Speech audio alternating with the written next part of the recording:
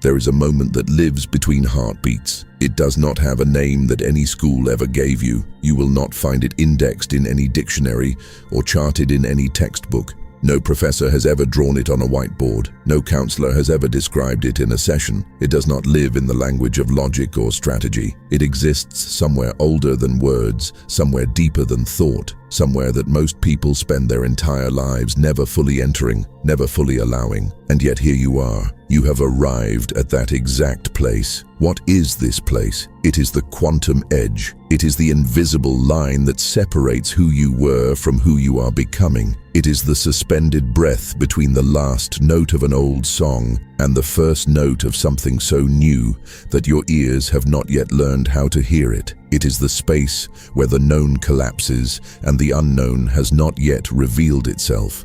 And living inside that space, even for a moment, is one of the most disorienting, electrifying, quietly terrifying things a human being can ever experience. Notice something right now. Notice what is moving inside you as those words land. If there is a tightening, a vibration, a strange sense of recognition spreading through your chest, that is not coincidence. That is resonance. Your field is responding to something your mind has not yet caught up with. Your consciousness, that vast, non-local intelligence that exists beyond the boundaries of your skull, already knows why you are here. It pulled you toward this frequency deliberately. It arranged this encounter the way a master navigator arranges a course, with precision, with purpose, with the complete understanding of where you need to go, even when you yourself are not sure. So let me be the first to say it clearly. What you are feeling right now is not confusion. It is not weakness. It is not instability. What you are feeling right now is the architecture of your next level. And it is loud, and it is heavy, and it is real, and it is exactly what it is supposed to feel like. Think about a caterpillar inside its chrysalis. To any observer looking at that dark, still, silent shell, nothing appears to be happening. The caterpillar has gone quiet. The world cannot see inside. And what is actually occurring within that chrysalis is a process so radical, so complete, so total, that the word change does not even begin to describe it. The caterpillar does not slightly modify its wings, it dissolves. The old cellular structure fully releases itself into something formless. There is a period, a measurable, biological period, where the entity inside that shell is neither caterpillar nor butterfly.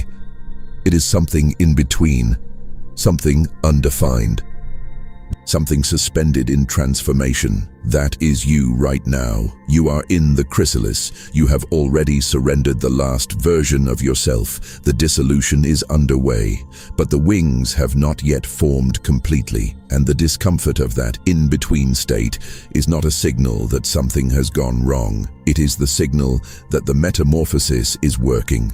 It is evidence of the most sophisticated intelligence in the universe running its deepest program through the vehicle of your life. But here is what makes this moment so difficult to endure. The mind does not like unresolved spaces. The mind wants categories. The mind wants maps. The mind wants timelines with clear checkpoints and visible milestones and measurable proof that progress is real.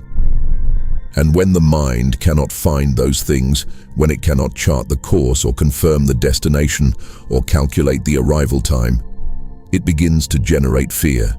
It generates doubt.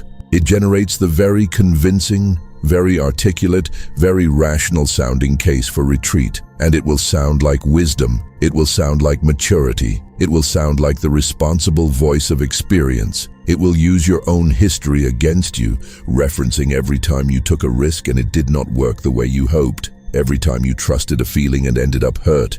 Every time you reached forward with open hands and came back empty. It will compile that evidence with prosecutorial efficiency and present it as proof that what you are feeling now is delusion, that the pull in your chest is just emotion, that the knowing in your body is just wishful thinking disguised as intuition. And the test, the real test, is not whether you can silence that voice. You cannot silence it. You were never meant to silence it. The test is whether you can hear it fully, feel it completely, understand exactly where it comes from, and choose to move forward anyway. Not because you are reckless, not because you are naive, but because somewhere beneath the noise, beneath the static of fear and the interference of old programming, there is a signal, clear, steady, ancient, and that signal has been pointing in one direction for months, maybe longer, and you already know what it is saying. Consider the quantum field for a moment, not as an abstract concept, not as a metaphor, as a living reality that your consciousness is actively participating in right now. Physicists have demonstrated something remarkable, that particles exist in a state of pure potential, a superposition of all possible states, until the moment they are observed,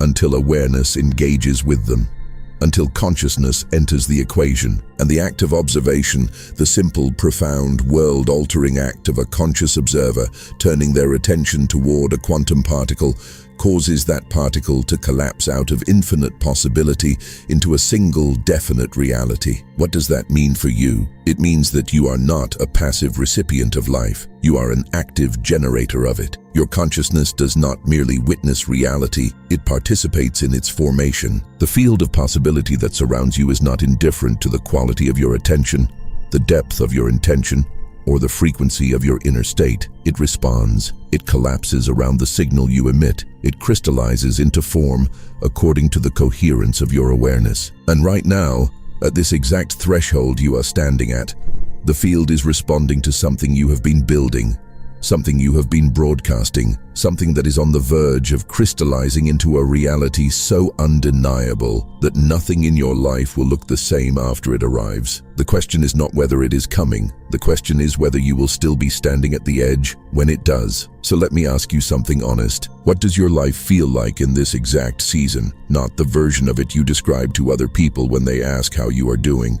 Not the curated answer that keeps the conversation comfortable. The real version, the 2 in the morning version, the quiet drive home version, the 5 minutes before sleep version when the noise of the day fades and something underneath all of it begins to surface. Does it feel like things are simultaneously falling apart and pulling together? Does it feel like the ground beneath your old certainties has begun to shift, not catastrophically, but unmistakably? Does it feel like you are being asked by something you cannot name but cannot ignore to release something you have been holding for far too long? That is not a breakdown. That is recalibration. That is the quantum field completing a cycle. That is the architecture of your consciousness reorganizing itself around a new center of gravity. And it is the most sacred, most significant, most consequential process you will ever undergo. Not because something is being done to you, but because something is being done through you, with your participation, with your permission, with the full force of every prayer, every visualization, every quiet act of belief you have offered into the invisible, trusting that somehow it was being received. It was received. Every single fragment of it was received. The field holds everything. It wastes nothing. Every moment of courage you found when courage was irrational. Every morning you chose faith over the evidence of your circumstances. Every time you imagined something better, felt it as possible, let yourself want it fully without apology. All of that was deposited into a structure that has been forming beneath the surface of your visible life. A structure that is now so close to completion that the ground itself is beginning to vibrate with its weight, and the vibration feels like uncertainty. It feels like anxiety. It feels like everything is too loud and too much and too uncertain all at the same time. But you are still here. You are still in the room. You are still listening. And that, before anything else, before any strategy or technique or practice, that is the most powerful thing you could possibly be doing right now. Staying present at the threshold is not passive. It is the most active, most radical, most transformative choice available to a human being in the middle of their becoming. Most people do not make it this far, not because they lack desire or intelligence or worthiness, but because the intensity of this space, the raw pressure of the chrysalis, the disorienting blur of the in-between, becomes too much to hold consciously, and so they retreat. They find 1,000 reasonable, responsible-sounding reasons to go back to familiar ground. and the quantum field, honoring their free will completely, releases the crystallizing form back into potential and waits. It always waits. The field is infinitely patient. But you in this body, in this season, in this particular configuration of time and intention and readiness, you may not have the luxury of infinite waiting, because the version of you that is forming right now, that version has a timing, a window, a specific convergence of inner readiness and external alignment that will not repeat itself in exactly this way. This is your window. Feel that in your body. Feel what that stirs. Not with urgency, with awareness. Not with panic, with presence. Let the knowing land, not as pressure, but as clarity. Because clarity is the greatest gift you can give yourself at the threshold. Not the false clarity of having everything figured out. The deeper clarity of knowing, at a cellular level, that this moment is real, this shift is real, and the version of you on the other side of this threshold is more real than anything you have ever dared to imagine. You are not here by accident. You are here because something in you is ready, even if the thoughts say otherwise, even if the fear is loud, even if every familiar alarm in your system is ringing. Readiness is not a feeling that arrives before the leap. Readiness is what you discover you already had when you look back from the other side, and the other side is closer than you think. There is something else you need to understand about this moment, something that the surface-level understanding of transformation rarely touches, but that changes everything once you genuinely see it. You are not one self. You never were, and I do not mean that in a fragmented or disordered sense. I mean it in the most profound, most humanly honest, most quantum way possible.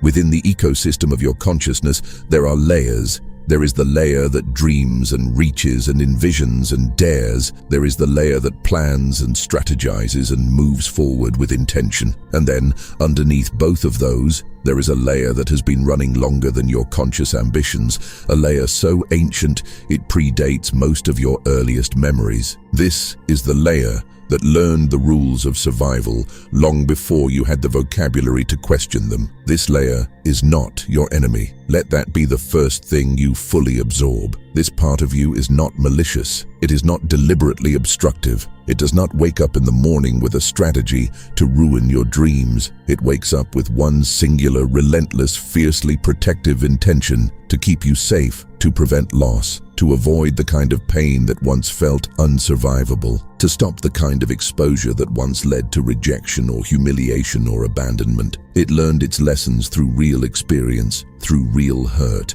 through real moments where wanting something fully and visibly led to consequences that the younger version of you did not yet have the resources to process. And so it constructed a system, a magnificent, intricate, incredibly sophisticated inner defense system designed to intervene precisely at the moments when the risk of wanting, the risk of becoming visible, the risk of claiming something new feels the most real. And here is the profound, almost cruel irony of that system. It activates most powerfully at exactly the moments of greatest opportunity, not randomly, not indiscriminately, at the threshold, right at the edge of the breakthrough, right when the chrysalis is about to open, right at the centimeter before everything changes. That is when the internal alarm system reaches its highest volume. That is when the doubt becomes most eloquent. That is when every piece of evidence against your worthiness, every memory of falling short, every moment of public failure or private shame comes flooding back with impeccable timing and crystalline detail. And the reason it floods back at exactly that moment is because the subconscious mind, the ancient protective layer, reads the magnitude of what is approaching and responds accordingly. The bigger the shift, the louder the alarm. The more transformative the breakthrough, the more ferocious the internal resistance. It is not trying to destroy you. It is trying to prevent a perceived catastrophe. It is running a program designed for a world that no longer exists, for a version of you that no longer exists. And yet the program runs with full authority because no one ever formally retired it. Carl Jung spent decades exploring exactly this phenomenon. He called the collection of everything we push away, everything we were told was too much or too raw or too large, the shadow, not because it is dark in the sense of being evil, but because it lives in the absence of our own conscious light. Everything we refused to acknowledge, everything we were shamed out of feeling, every ambition that was called arrogance, every sensitivity that was called weakness, every hunger for more that was called greed, every vision that was called delusion, all of it moved underground, into the body, into the nervous system, into the patterns that repeat themselves without your permission in every area of your life. And here is the truth about the shadow that transforms everything. The shadow is not blocking your breakthrough. It is the material your breakthrough is made of. Every piece of yourself you reclaim from the underground, every aspect of your full being that you invite back into the light of your awareness, every wound you choose to face instead of flee becomes new energy, new creative force, new signal clarity in the quantum field. Every time you turn toward the shadow instead of away from it, you retrieve a piece of your wholeness that was generating static in your frequency. And that static was the thing interfering with the signal. That static was the divided transmission that the field was reading as uncertainty, as almost but not quite, as perpetually approaching but never arriving. Think about what happens when a radio signal is divided, when part of the transmission is going one direction and part is going another. What the receiver picks up is not a clear message. It is distortion, confusion, static, and no matter how powerfully the original signal was broadcast, if the transmission itself is divided, the receiver cannot correctly interpret it. This is precisely what happens in the quantum field when your conscious intention and your unconscious belief are pulling in opposite directions. The field receives the division and it reflects division back. But when the integration happens, when the shadow is met, witnessed, welcomed, held with the same tenderness you would offer a frightened child, something radical occurs. The static clears, the signal unifies. The field receives a coherent broadcast for the first time, possibly for the first time in years. And coherence in the field is not a small thing. Coherence in the field is the difference between a laser and a flashlight. One disperses energy in every direction with minimal penetration.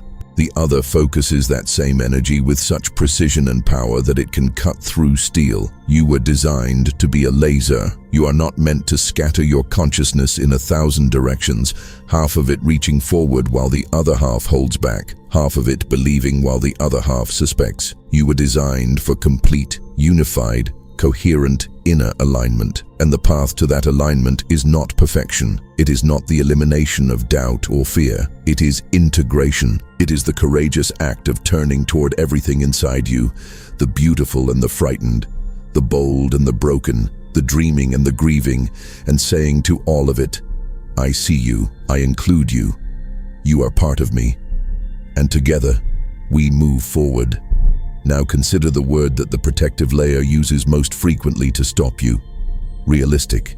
Have you felt it? Have you heard that word in your own inner voice at exactly the moment you are about to claim something magnificent? Be realistic. Be practical. Be sensible. Know your limits. Understand what is and is not possible for someone like you. How many expansions have been quietly buried under that single word? How many callings have been silenced by that one instruction? As if reality is a fixed object rather than a living, responsive, infinitely creative field that is perpetually shaped by the consciousness observing it. As if the entire history of human evolution is not a record of people doing what was considered impossible by the standards of the previous generation. The Wright brothers were not being realistic. Every healer, every inventor, every visionary who expanded the edges of what was considered possible was not being realistic by the definition of the world they inhabited. They were being something far more powerful than realistic. They were being tuned to a frequency of possibility that others could not yet detect. And you have been doing the same, quietly, privately, persistently. In the moments between your responsibilities, in the spaces between the noise, you have been holding a frequency of something larger, something that does not fit neatly into the categories the world around you has made available, something that the protective layer continues to call impractical, but that your deepest knowing continues to call true. What is that thing? What is the one vision, the one calling, the one version of your life that the inner protective voice keeps arguing you out out of most forcefully. Notice it, feel it, hold it consciously for a moment without analyzing it or defending it or apologizing for it. Just let it be real inside you.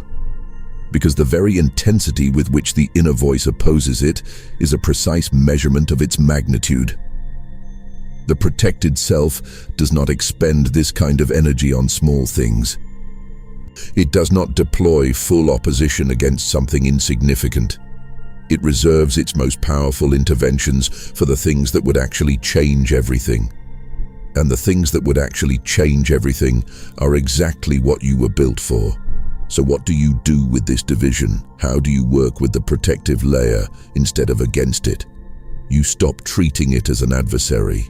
You stop trying to overpower it with affirmations or drown it out with motivation or outrun it with action. Those strategies feed the division. Resistance amplifies what you resist. What you push against pushes back. What you try to suppress grows roots in the dark, becomes more elaborate, more persistent, more convinced of its own necessity. Instead, you do something counterintuitive. You get quiet. You turn toward the fear with full presence. You say very gently, very sincerely, without performance, I hear you. I understand where you come from. I know you have been protecting me since before I could protect myself. I know you are afraid of what happens if I change, of what might be lost, of how the world might respond, of what it might mean to become someone new. And I am not asking you to stop being afraid. I am asking you to trust that I can hold both, that I can carry the fear and still move forward, that I can honor the past that shaped you and still walk into a future you cannot yet see. That conversation, the internal willingness to have that conversation, is not weakness. It is the most sophisticated form of inner leadership available to a human being. It is the act of becoming the conscious sovereign of your own inner world rather than the unconscious subject of its oldest programming. And when you make that shift, when you move from battling your shadow to integrating it, the energy that was being consumed in the internal war becomes available for creation. The resource that was being spent on self-resistance floods back into your system. And suddenly, without changing anything external, without solving any of the outer circumstances, you feel something that you may not have felt in a long time. Space, inner spaciousness, a kind of quiet that is not empty but full, pregnant with possibility, alive with potential, waiting for your next intentional signal. This is the quantum field listening. This is the universe pausing to receive your next conscious transmission, and that transmission is yours to send. There is a pattern that plays out in the lives of extraordinary people, people of enormous courage, enormous vision, enormous dedication, and it is one of the most heartbreaking patterns in the entire range of human experience. It is the pattern of stopping at the last moment, of turning around at the final threshold, of putting down the instrument of creation precisely when the breakthrough is one breath away. Imagine someone who has been working towards something for years, not casually, not intermittently, with everything they have, with the kind of sustained, daily, unglamorous, unwitnessed dedication that does not make highlight reels, but makes real change. They have given up comfort for this. They have endured misunderstanding for this. They have shown up in the dark, in the doubt, in the long stretches of silence when no confirmation came and no validation arrived. They have kept going through seasons when keeping going made no logical sense, and now they are almost there. 1 centimeter from the surface of the diamond they have been digging toward for years. 1 layer of dirt from the moment the tool strikes something brilliant and the entire excavation suddenly makes sense. All the soreness, all the sacrifice, all the early mornings and the late nights, and the moments of questioning everything suddenly crystallize into meaning at the exact instant the diamond catches the light. 1 centimeter from that moment, and that is when it happens. A wave of feeling arrives. Not violent, not dramatic, quiet and internal and deeply convincing.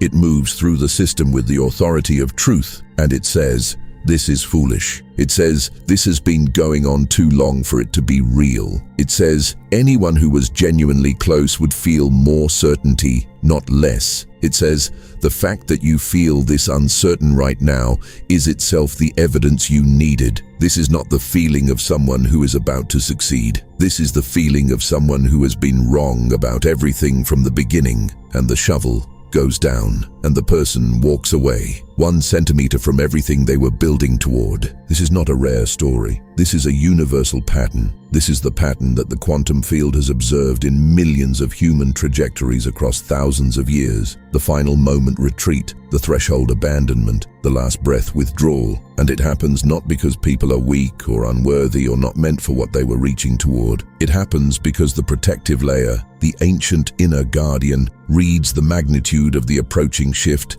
and deploys its most sophisticated response precisely at the most critical moment. It turns up the volume at the exact point where volume does the most damage.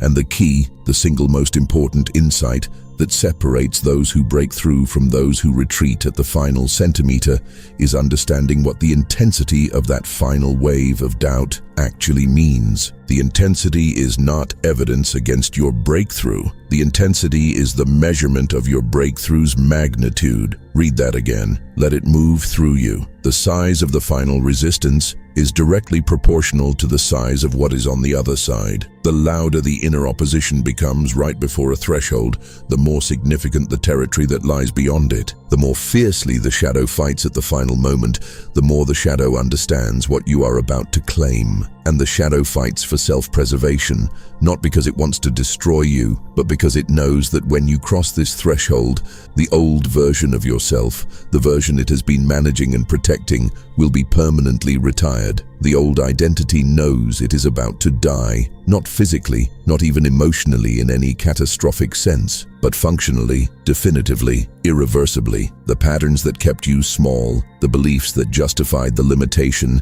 the emotional habits that made the cage feel livable, none of those survive the crossing. They cannot. The new territory requires a new version of you that is incompatible with the systems that governed the old one. And the old system, sensing its own obsolescence, does what every system facing extinction does. It generates every possible reason for you to stop. So when you find yourself at what feels like the absolute worst possible time, flooded with the most overwhelming, most convincing, most articulate case against continuing that you have ever felt, do not treat that as a sign to stop. Treat it as a sign that you are standing directly at the threshold. Treat the intensity of the resistance as a navigational instrument pointing you toward exactly where the breakthrough lives. Because it is always on the other side of the moment you almost quit. Always. This is the architecture of transformation. Not comfortable, not linear, not gently progressive, but real. And it repeats itself in every domain of life, in every area where genuine growth is occurring. The moment of greatest doubt precedes the moment of greatest breakthrough with a reliability that, once you have seen it, you cannot unsee. Once you have recognized the pattern in your own history, in the moments where you stayed versus the moments where you retreated, you begin to read the resistance differently. You begin to feel the final wave of doubt, and instead of interpreting it as a stop sign, you recognize it as the universe's version of, you are almost there. Now consider something specific about your current situation. Think about the one area of your life where the doubt has been loudest recently. The one dream or direction or becoming that has been generating the most internal opposition. The one thing that keeps surfacing regardless of how many times you try to reason yourself away from it. The persistence of that thing is itself a message. The quantum field does not waste your attention. The things that keep returning to your consciousness, the visions that refuse to dissolve even under sustained logical assault, the callings that continue to surface even after you have repeatedly buried them, those are not arbitrary. They are not random firings of an undisciplined imagination. They are the field communicating through the language of desire and recurring recognition, pointing you toward the specific crystallization that is waiting for your commitment.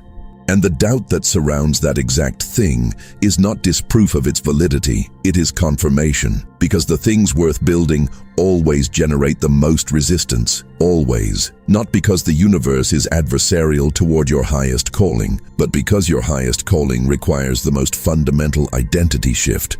It asks for the greatest degree of releasing who you were in order to become who you are meant to be. And the more complete that release needs to be, the more fiercely the current identity holds on. What would it mean for you to stay in the room right now? Not metaphorically, practically. What would it actually look like in the specific terrain of your actual life to not put the shovel down at this moment? What is the one action, the single next movement that you have been circling but not quite completing? Write the thing you have been avoiding writing. Send the message you have been composing and deleting for weeks. Make the commitment you have been orbiting but not landing. Take the next step, not because all the steps after it are clear, but because the next step is the only one that is ever really available. The staircase does not reveal itself all at once. It appears one step at a time, and it appears only as you move. And movement, even imperfect movement, even uncertain movement,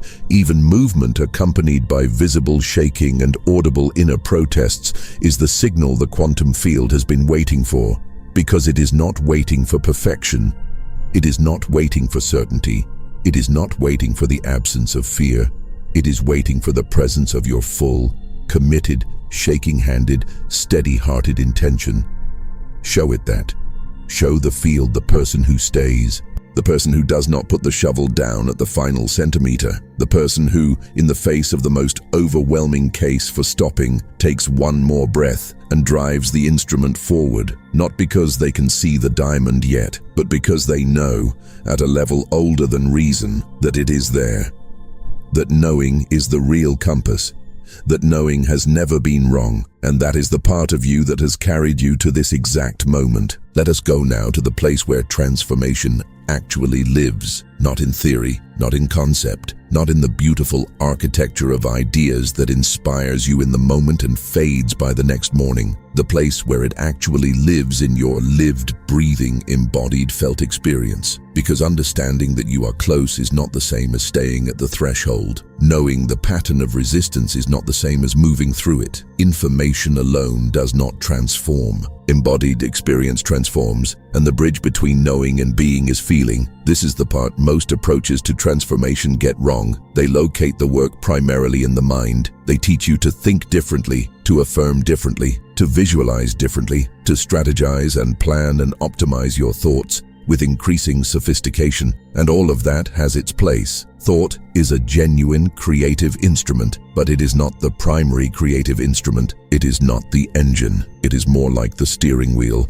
a directional tool, meaningful and necessary, but completely dependent on the deeper force that powers the vehicle. The deeper force is feeling, not emotion in the casual surface-level sense of momentary mood. Feeling in the quantum sense, as the electromagnetic signal that your body generates and broadcasts into the field at a frequency that extends beyond the physical boundaries of your skin. Scientists studying the electromagnetic field of the human heart have found something extraordinary.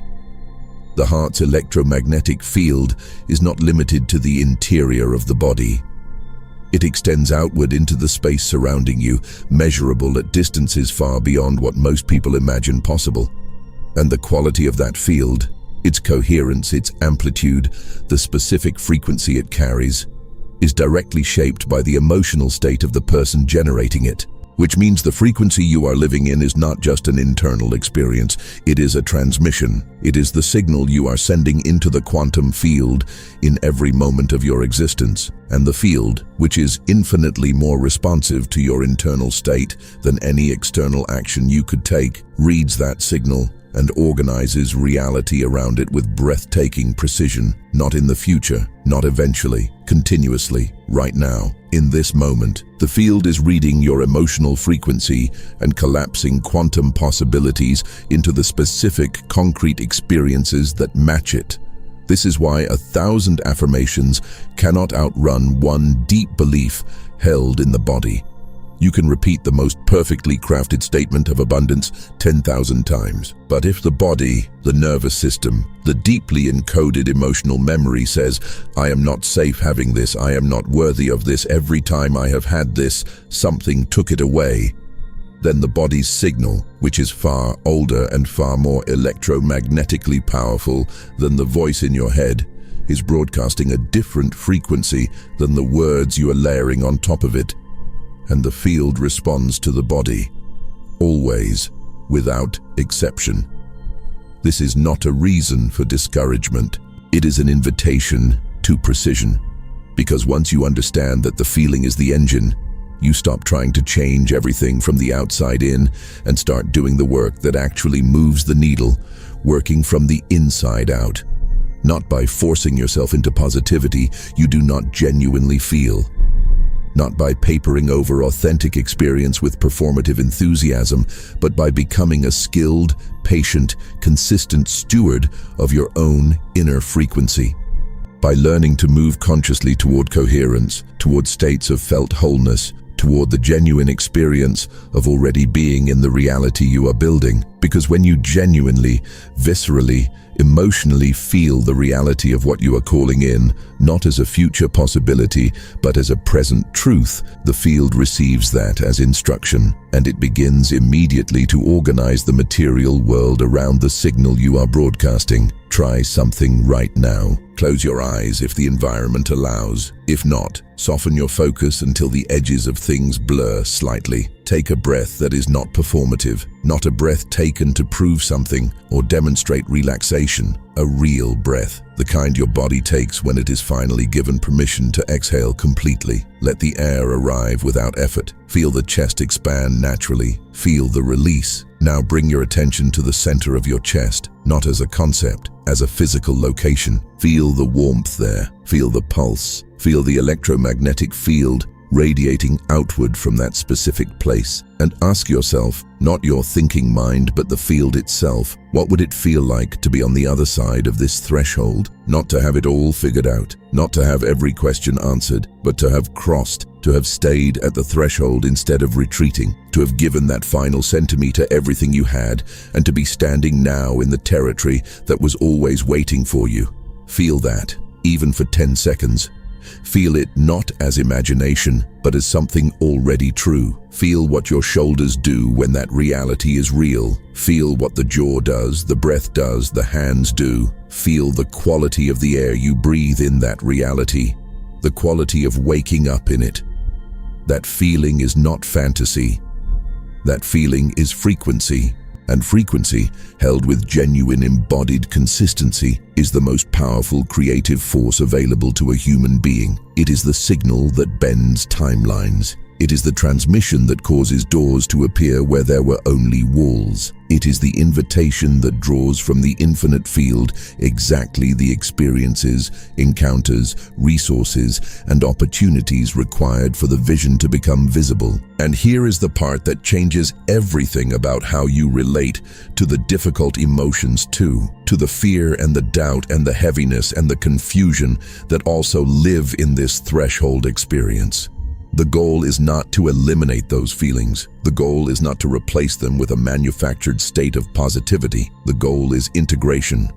The goal is to become someone who can hold the full spectrum of inner weather without being collapsed by it. When you can feel the fear and not run from it, the fear moves. Not immediately, not dramatically, but it moves. It loosens its grip. It loses its authority, because the power of difficult feelings is not in their content, it is in your relationship to them. The moment you stop fleeing from a feeling, the moment you turn toward it with full conscious presence and let it be there without resistance, without judgment, without the urgency to make it stop, something fundamental shifts in the field. The system that was running on the fuel of suppression suddenly finds its fuel source interrupted, and without suppression to feed it, the feeling begins its natural movement toward completion. All feelings, by their nature, want to move. They are not meant to be permanent states. They are meant to be processes.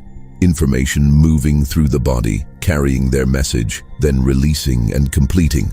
The only reason feelings become stuck, become chronic, become the invisible walls that stop you again and again at the same threshold, is because at some point you learned that it was safer to hold them than to feel them. And now the practice is unlearning that. The practice is learning to be present with your own inner weather, the way an expert sailor is present with the sea, not controlling it, not pretending it is not there, not waiting for calm waters before setting sail, but developing such intimate familiarity with the nature of waves, such genuine comfort with the movement and the rhythm and the occasional storm, that you can navigate through any weather with full confidence in the vessel. You are the vessel. Your consciousness is the vessel, and it was built for every sea. The integration of feeling, the willingness to turn toward rather than away from whatever is alive in your body right now, is not just a therapeutic practice, it is a quantum act, because every feeling you integrate,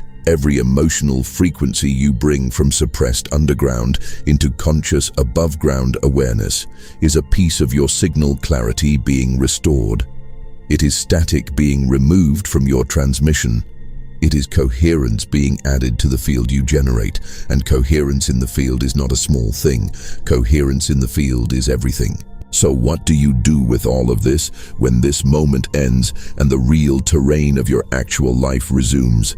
When the noise returns and the demands pile up and the old patterns reach for you with familiar hands, what do you actually do? You guard the feeling first, before the plan, before the action, before the strategy and the list and the disciplined execution. You tend to the inner field the way a gardener tends soil, because the most brilliant seeds in the world will not grow in compacted, depleted, untended soil. The vision you are carrying, the reality you are building in the cathedral of your consciousness, requires an inner environment capable of sustaining it. And that environment is your emotional field, your felt sense of reality, the frequency you are living in moment to moment, conversation to conversation, morning to morning. This means watching what you allow into your inner world with the careful discernment of someone who understands exactly how precious that space is, not with paranoia, not with the kind of spiritual bypassing that turns discernment into avoidance, but with genuine, quiet, consistent awareness of what expands your field and what contracts it. Which conversations leave you feeling more like yourself? Which environments vibrate at a frequency that supports your growth? And which ones drain the specific kind of inner coherence you are cultivating? Which inputs, voices, media, and presences move you toward wholeness? And which ones subtly reinforce the old patterns? You are allowed to choose. You are allowed to protect your inner climate without apology or explanation. In fact, at this specific moment in your transformation, it is not optional. The tender new growth emerging from the seed you have been becoming requires a level of intentional stewardship, not forever, not as a permanent fortress, but as a temporary greenhouse, a protected environment in which the new frequency can establish itself firmly enough to sustain the inevitable encounters with less coherent fields. And from that tended, protected, coherent inner field, you take action, not action that is forced or fearful or driven by the need to outrun uncertainty. Action that is grounded in felt alignment, action that emerges naturally from a state of genuine inner coherence. The message you have been hesitant to send, the creative work you have been hiding from the world, the opportunity you have been qualified for and talking yourself out of, the conversation you have been postponing, the declaration you have been rehearsing internally but not yet releasing into the world. Take that action, not perfectly, not with every detail resolved, not from a place of complete certainty that would require you to have answers the quantum field cannot give you until you actually move. Take it from here, from this breath, from this moment of clearer than usual inner signal, from this rare and precious convergence of awareness and willingness that has brought you to exactly this place. Because here is the final truth about your transformation. It is not just about you. When you cross a threshold, you do not simply improve your own life. You alter the field. You create a pathway through previously uncharted territory that makes it easier for the next person to find their way through. Your courage becomes a coordinate in the collective consciousness.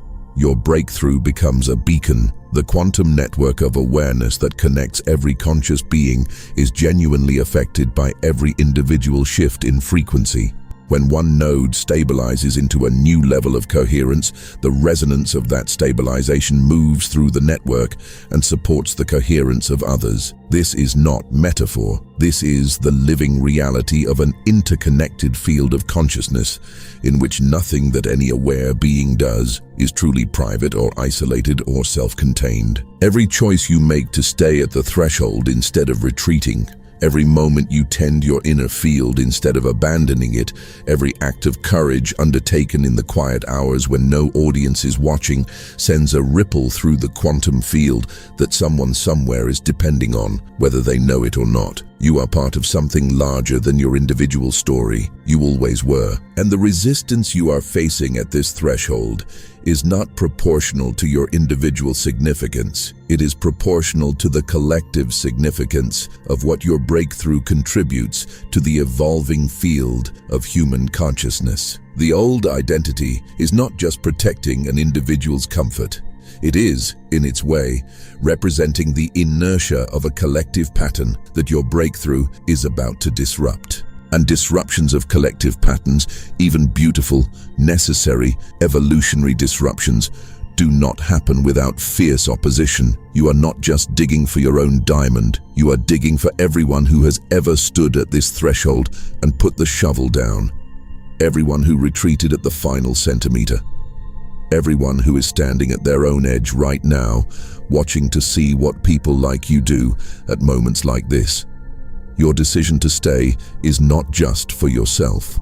It is a demonstration to the field that this is possible, that a human being can hold the full weight of the threshold, can feel every alarm, every doubt, every legitimate fear, and still move forward with an open heart and steady intention. That demonstration matters more than you know. So here is what I want to leave anchored in your body before you return to the terrain of your day. You are not behind, not by a single moment. The quantum field does not operate on a timeline of delay or failure. Every experience you have had, every season of struggle, every moment of apparent stagnation, every time you felt buried under the weight of your circumstances, all of it was part of the preparation. All of it was the specific combination of experiences required to produce exactly the version of you that is standing at exactly this threshold, at exactly this moment. You were not buried, you were planted. And what was planted in you is ready to emerge, not despite everything you have been through. Because of it, the pressure that felt like punishment was always purpose. The darkness that felt like abandonment was always gestation. The silence that felt like absence was always the held breath of something so large it was still gathering itself to speak. And now it is speaking. Now, through every synchronicity, every conversation that carries a message too precise to dismiss, every moment of inexplicable inner knowing that has been guiding you through this season, through all of it, the field is communicating with increasing clarity. Keep going, not because it will be easy, not because there will be no more uncertainty. Keep going because you are becoming who you actually are. And the world, the quantum field, the conscious network of interconnected awareness that is always listening, needs precisely the frequency of the fully realized version of you that is currently emerging, not the performance of you, the real one, not the carefully managed, perpetually strategic, always appropriate version that knows how to navigate the expectations of others, the one that exists when all of that is quiet, the one that shows up in your most honest moments, the one you are being invited to become without apology, without diminishment, without the centuries-old habit of making yourself smaller to make others more comfortable. That version is not just allowed.